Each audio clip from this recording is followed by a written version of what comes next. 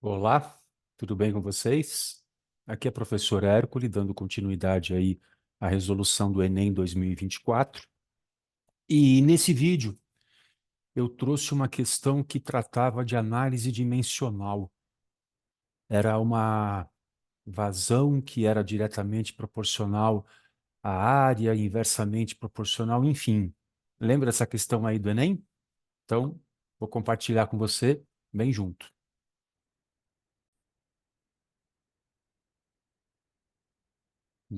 Tá aqui do ladinho. A matemática pode ser fácil. Se você não está inscrito no canal ainda, se inscreva.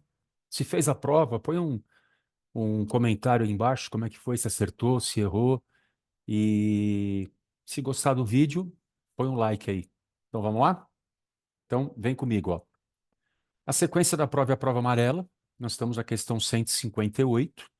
E o enunciado era assim: uma tubulação despeja sempre o mesmo volume de água por unidade de tempo em uma caixa d'água. O que significa dizer que a vazão de água nessa tubulação é constante. Na junção dessa tubulação com a caixa d'água, está instalada uma membrana de filtragem, cujo objetivo é filtrar eventuais impurezas presentes na água, combinado a um bom fluxo de água. O fluxo φ de água através da superfície da membrana é diretamente proporcional à vazão de água na tubulação, medida em mililitro por segundo, e inversamente proporcional à área de superfície da membrana, medida em centímetro quadrado. A unidade de medida adequada para descrever o fluxo φ de água que atravessa a superfície da membrana é, olha lá, análise dimensional. Então, vamos entender direitinho? Vem comigo. Primeira informação que ele deu para você, olha lá, ó.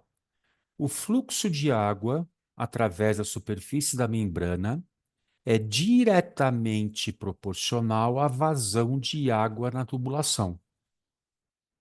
Se duas grandezas são diretamente proporcionais, a razão, a divisão entre elas é uma constante. Então você vai ter o quê, ó? O φ, que é o fluxo de água, dividido pela vazão é uma constante K1. Ok? Bacana. Só que depois ele dá a segunda informação, ó. E inversamente proporcional à área da superfície na membrana. Duas grandezas são inversamente proporcionais quando o produto é uma constante. Um aumenta, o outro diminui. Então, lá, ó, φ vezes a superfície é 1K2. Ok? Então, agora, espera um pouquinho, vamos lá. Vamos isolar o φ nas duas? Então, o que eu vou fazer? Ó? Na primeira equação, φ pela vazão é K1. A vazão está aqui, vai para lá passar o quê? Multiplicando. Então, φ é a vazão vezes K1, correto? Esse K1 é uma constante, que é a constante de proporcionalidade entre o fluxo e a vazão de água, ok? E o que acontece para a segunda equação? A superfície que está multiplicando passaria para lá o quê? Dividindo. Então, o mesmo φ é um K2 sobre a superfície.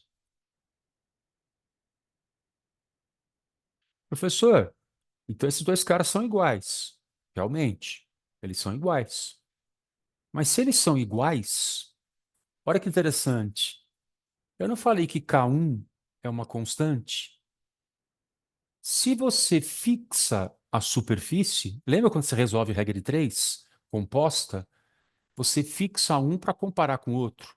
Então, olha que bacana. Se eu fixar esse K1 como uma constante, fixando a superfície como uma constante, no lugar do K1, eu poderia colocar quem?